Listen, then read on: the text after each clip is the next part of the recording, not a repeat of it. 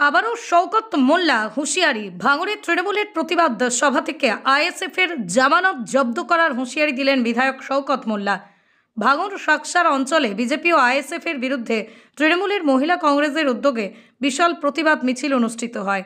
মিছিলে উপস্থিত ছিলেন ক্যানিং পূর্বের বিধায়ক শওকত মোল্লা সহ একাধিক তৃণমূল নেতৃত্ব। হাজার হাজার মহিলা কর্মী সমর্থকদের ভিড় ছিল চোখে পড়ার মতো। মিছিলের শেষে আয়োজিত সভা সেই থেকেই বিরোধীদের কড়া হুঁশিয়ারি দেন বিধায়ক শওকত মোল্লা। ক্যানিং পূর্ব কয়েক লক্ষ ভোটে জিতবে এমনই হুঁশিয়ারি শওকত মোল্লার। আইএসএফ বিধায়ক নওশাদ সিদ্দিকী ও আব্বাস সিদ্দিকীর বিজেপির দালাল।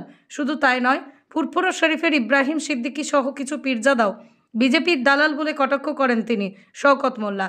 শওকত মোল্লা স্পষ্ট জানিয়ে দেন, আগামী বিধানসভা ভোটে ভাঙড়ের আইএসএফের জামানত জব্দ করবে এবং শেকড় উচ্ছেদ করে ফুরফুরায় পাঠিয়ে দেওয়া হবে। শপথ এইটাই, শুধু ক্যানিং নয়, ক্যানিং পূর্বেতে লক্ষাধিক ভোটে তো জিতবো।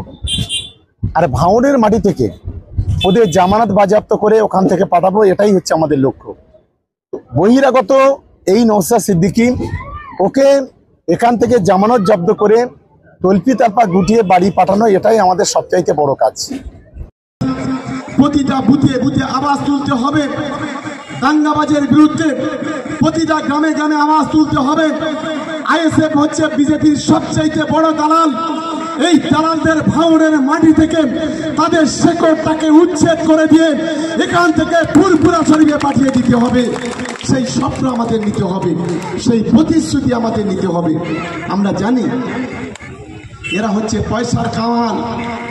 এই আইএসএফের যারা আছে, এই ফুরফুরা শরীফে দুটো তিনটে দালাল আছে যারা আজকের মুসলমান সমাজটাকে ধ্বংস করছে।